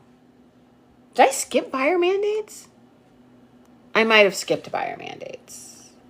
I might have. Sorry, guys. Forgive me. I have to go to Capitol Hill. I'm a political girly. I'm a political girly. Sometimes I forget these things. No, but I think I did skip buyer's mandates. I'll have to go back in and see what I graded. But for your genre remix stuff, I'm literally just going down the chat and replying to whatever's in the chat. I know, I feel like you guys didn't like the buyer's mandate homework. Which, you know what? Too bad. Too damn bad, Grandpa, because it's stuff that you need to know. Even though Nicole told us to ignore it. But we can't, okay? She can. We can't. We can't ignore it. We got to know at least. We got to at least know the rules before we break them. Okay, no questions other than it's due March 16th. Submit to Patreon. Thank you, thank you, thank you. Yes, hard but important. Thank you, Free Founder. Still waiting for, I know, Nash. I know. I still, literally, we're on week 6 and week 1 homework is still kicking my ass. No time for knowing the rules when you're a political girl. I'm a political girly. Who's my congressman? I don't know. I just moved here. So, of course, I had to research that today. I was like, who is... Yeah. No questions. Are you guys just all brilliant? Which I agree. You're all just brilliant. And I love it. Oh, here's a question I have for you guys. What... Because I have to, like, write this whole little spiel. What are you guys enjoying about Hillman Talk? Do we submit a PDF for this homework or a link to where to Google Drive? Okay, so Ebold, here's the thing. I would prefer a link of some kind. Yes, Dana, it's just one slide. Unless you're using the pitch deck template, then you could just email that. You can just, you can just drop that link in there because I can navigate through that pretty quickly because I know it's just going to be that one page. But one slide. That's it. We're taking this slide by slide. Okay. Slide by slide. And we're a little bit over halfway through the class, guys. So pitch decks are coming up pretty quickly. Okay. Pitch decks are coming up pretty quickly. Let's see. Yes, just one slide, Google slide. Gabba dabba do. Oh, now you want to join after I've talked you up so much. Now you want to pop in. I enjoy the accessibility. I also enjoy being allowed to have humor. Oh, yay. Okay, that's good to know. Accessibility is a big thing. I'm definitely going to talk about that as much as I can. Yeah. Oh, yay. It is easier here. Gabba dabba doo. I'm just giving you a hard time, darling. I'm loving that Hillman Talk doesn't have mandatory basic classes before you get to the good stuff. Oh, that's good. You get right to it. That's a good point. Now, I sort of have a couple of things that I want to put down on paper, just from my own personal experience, but I definitely want to hear you guys' experience too. I got learning disorders and I'm able to do things sometimes here unlike school. Good. Same here. I used to teach at this college in Chicago and it was like a trade school and it was interesting to be an in-person teacher because it's the same energy. Like I'm literally the same person, but imagine me just standing in front of you with my ADHD. Harrison, sweetie, I'm so sorry. As soon as I get off this live, I'll get you more food, okay? Okay, poo-poos? Okay. You know what's so funny? I call my dog, you always have nicknames for your dogs. Obviously, his name is Harrison Bartholomew Jenkins, but I call him Poo-Poos or Pooty Poo or Pumpkinhead. And I also call my nieces and nephews names like that. And so he gets so confused when they're over. And I'm like, Pooty Poos. And he's like, huh? And I'm like, oh, no, I'm talking to the actual humans. Hi, Pooties. Do you want to say hi? Come here. Do you want to say hi to... Oh, no. Oh, Lord.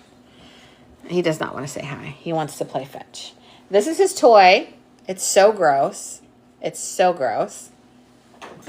Boop. I love it.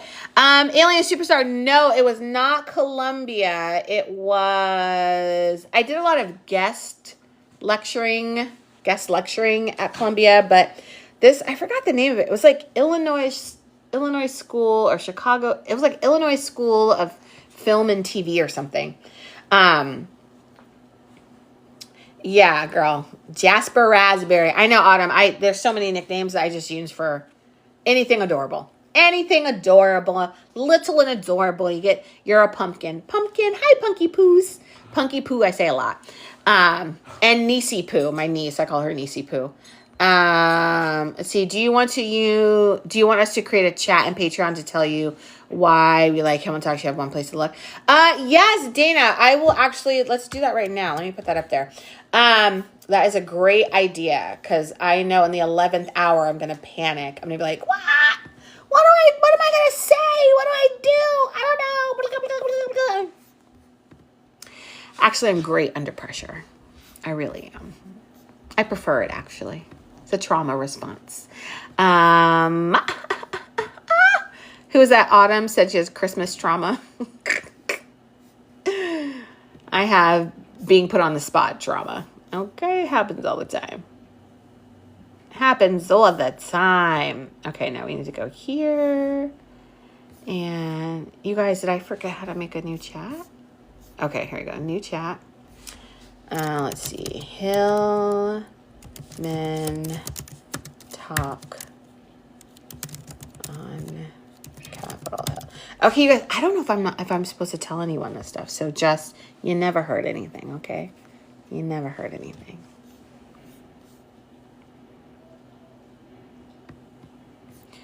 I have to pick an emoji every time. It's so annoying.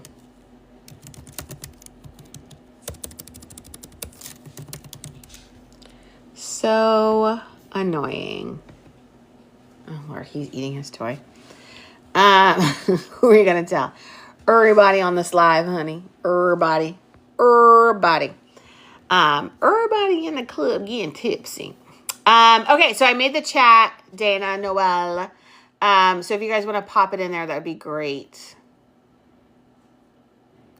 I'm at 504 plan, that are 401.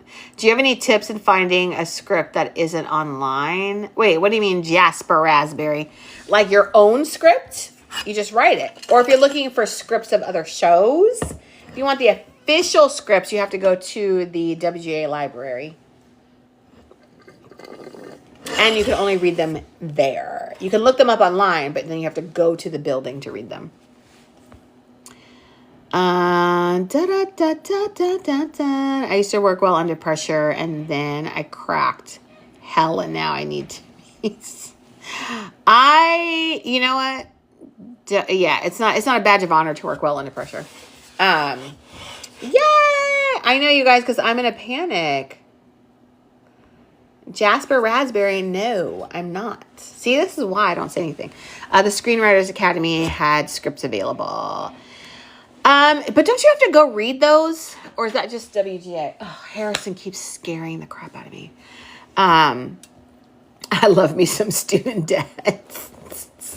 You don't get that at Hillman Talk. There's no student debts. That isn't any. Oh, also, you guys had a fantastic idea about hashtag Hillman Talk, and I shared it with this other creator on here she's pretty awesome. I sent her this big long email. I was like, here's the idea. Picture this. Boom, boom, boom, boom, boom, boom, boom. And then she's like, oh my God. So I hope she goes through with it. Because, I'm always like, I get thousands of ideas regularly, but not every idea is for me. The idea is to be delivered to someone else. And I think that's one of them. Let's see. I bet leave for a retreat tomorrow. We'll be back on the 16th. Sue. Okay, Sue Tanya. Just enjoy your retreat, honey. Oh, you get back on the 16th? Okay, good. 16th, we have a pretty important live pitch workshop. Do you guys hear him in the background scratching his bowl? Do you hear him? Oh, he stopped. You guys have no questions for me? You guys always have questions. We're going to miss you too, Sue. We're gonna miss you too. Oh, you guys were so close to 30,000. Oh my God, my dog. He's like, scratch. We're so close. Shannon Johnson's class on school screen 101 was. Oh yes. She does have free scripts.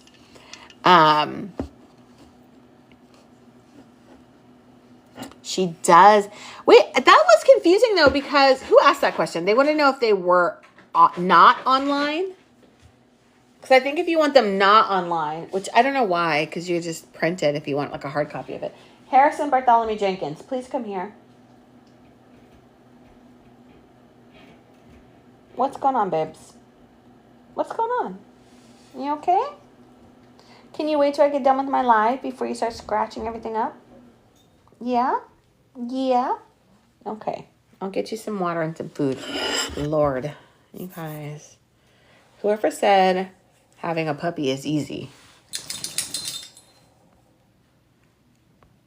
Whoever said it didn't know what they was talking about. Didn't know what they were talking about. No questions.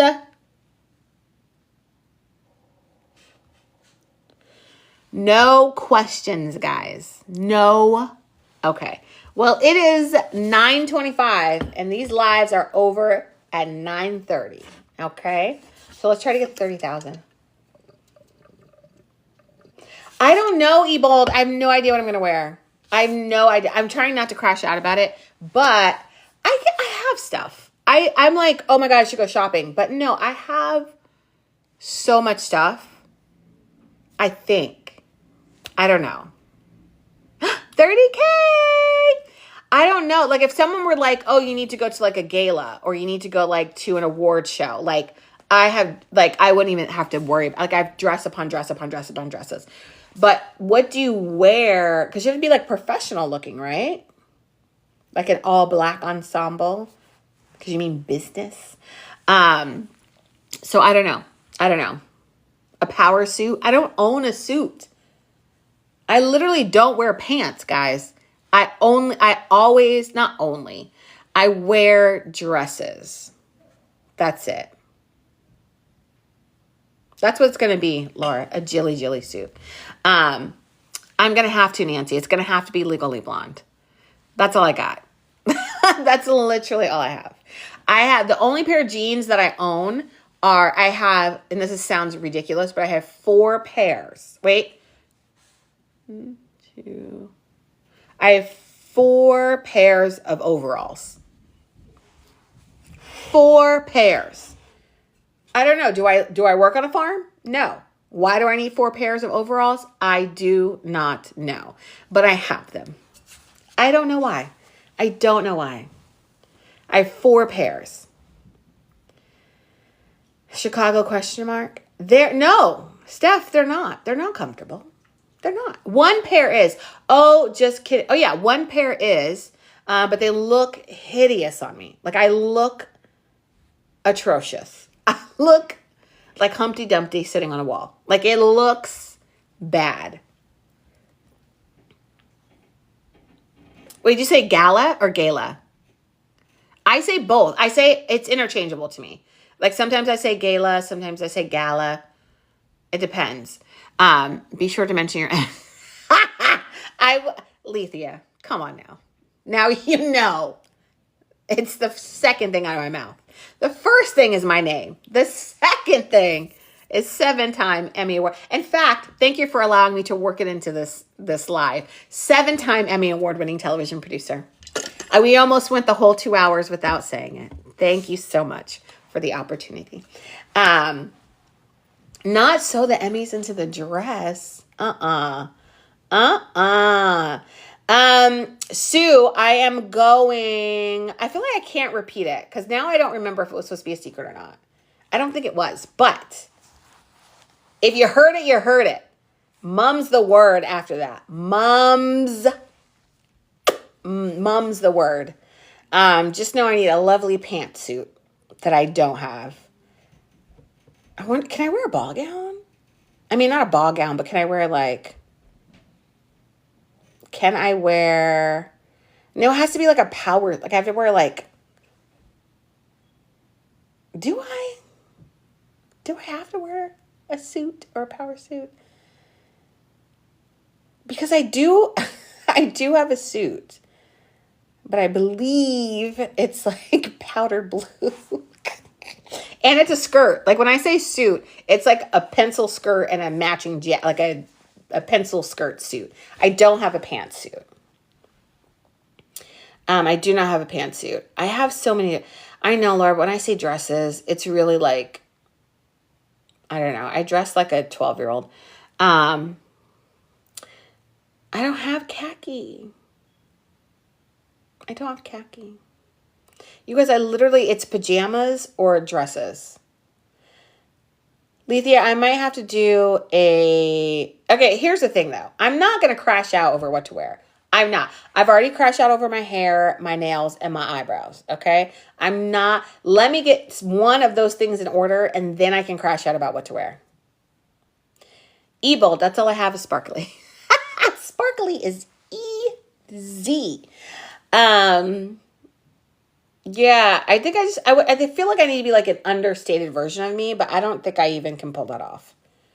A dress with a blazer. Thank you. Do I have a blazer? I think I do.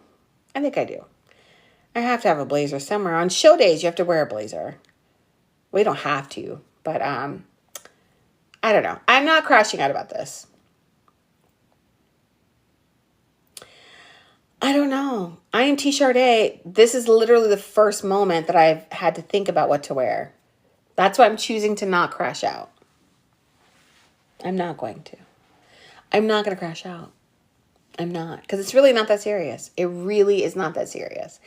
It is just, it's not that serious. I just want to make sure my eyebrows are good, my hair is good, and my nails don't look like I'm a 5-year-old. Because I have little kid hands. And I talk with my hands. So I need them to be done. That's all I'm going to worry about. It will never get here. It will never get here. Especially now that we have tariffs. Oh, no, honey. I will not be shopping there. But I'm not crashing out about this. You guys are not dragging me into crash out mode over clothes. Okay, Sue, you know why that's so funny? Choose 3 dresses, create a reel, and let us vote. So I did this like maybe 3 years ago for the Emmys. I ordered a bunch of dresses and tried them all on and did like videos about it on here and had people vote. It was really funny. A good fitted pencil skirt and a cute blazer. I mean, I am T-shirt. That might be what happens. I don't know. I don't know, Nash. I have powder blue. I think I have an all white suit, but it's like winter white and winter's over. So I don't know if I want to wear that. I do have a winter white like skirt blazer suit. I know, Laura, please. I don't want to crash out. I do not want to crash out. Because let me tell you something. Here's some Jillian lore, okay? Here's some Jillian lore. When I was in my 20s and early 30s, I had a larger disposable income than I should have had, right? Because I was like fresh out of college, no bills. My car was like 10 years old and did not care. Like I literally will ride a car until all the wheels fall off and cannot be put back on, right? So like into the ground. The car literally, the only reason why I got a new one is because that car stopped. And I was like, well, let me go get a new one. So I had a larger disposable income than most of my friends in my age bracket. So I did not know what to do with my money. I was not really smart about it. And so I used to have a shopping budget where I spent I think I budgeted out like $300 a week in clothes. A week, right? It sounds absurd to say now. But I used to buy clothes constantly. I had so much. And it was just crazy. And I remember waking up one day and was like, why do I have all this stuff? I would never repeat outfits. I don't know why. I don't know where this like came from, but I would not repeat outfits. I was like, oh no, I will not wear that twice. Or if I did, it would have to be like a completely different set of people that have never seen the first outfit. You never said yes to us meeting you and road tripping to DC. Ebold, again, I'm not crashing out, okay? No, my closet was insane. And it was just insane. Like to think about it, I cringe because I'm like, girl, what were you thinking? And then I would just buy clothes and I had all these clothes. And so it might have been like early 30s. And I woke up one day and I was like, why do I have so much stuff? Like, I don't need this stuff. And I just cleaned everything out and I made a deal. I was like, okay, for the next like 3 months, you're not buying anything new. You're not buying anything new. And I was like, you're not doing it. And I did. I went 3 months without buying a single new article of clothing. Not a single thing. And then after 3 months, I was like, oh, look how much money I saved. And then I was like, why do I have more stuff still? And so I went back and rehauled all of my stuff, did it all over again and cut it down. So now the clothes that I have, that was like maybe 15 years ago. Now the clothes that I have are really high quality, really solid, or, oh no, my light went out. Or they're clothes that are just comfortable. Like this dress kind of looks like pajamas a little bit, but like it's just so comfy and I just throw it on. And I will wear this around the house. But like I'm different about clothes. So I will spend the dollars, but not as often. And it has to be for like a reason. So I say that to say, in my closet now, I have lots of stuff to choose from. So I'm not going to crash out and feel like I need to race to the store and buy something. I'm going to take my time, make sure I made my hair appointment. I need to just go get my eyebrows done. I don't have an eyebrow person here. So I have to figure that out. And then I'm going to go get my nails done. Like something really simple, just have them paint them and make them pretty. And then I will go through my closet. Also, you guys are going to make me crash out because I lost like 30 pounds. And so my clothes, they still fit. They just all fit very differently. They'll never make me wear pants. I don't want to wear pants. I know, Ebold. Tyra would be so disappointed. She'd be like, girl, what is going on with your lighting? God forbid she's scrolling through this live right now. You guys, I'm so shook to say anything about anyone I've worked with for in the past because now, since we've been doing this, 3 of them have shown up in this live. And I'm like, I see their names pop up and I'm like, ooh. I'm like, no, thank you. I'm like, my bad. Did I say anything bad today? I don't know. Because I be spilling the tea sometimes. I'm not doing that today. And we're 7 minutes past and my light went out because my light is like, girl, we're done. Okay, so I'm going to end our live. If you guys have any questions, put them in our chat and Patreon. Don't forget, get your template. Don't forget, pitch it like you mean it. If you want a small group pitch workshop type thing, we have a blast and you get a lot of good stuff out of it. See, if they don't want you to say anything bad, they should stop being bad people, girl. Girl, if it were that simple. But also, no, one of them that popped in, I actually love. So I was like, when I saw their name, I was like, hey, I wanted to be like, hi, boo. But I can't because I feel like you guys will get shook. I feel like if I announce when people come in, you guys would be shook. Right? If I'm like, oh my God, Ava DuVernay's in our live right now. I would be shook. Right?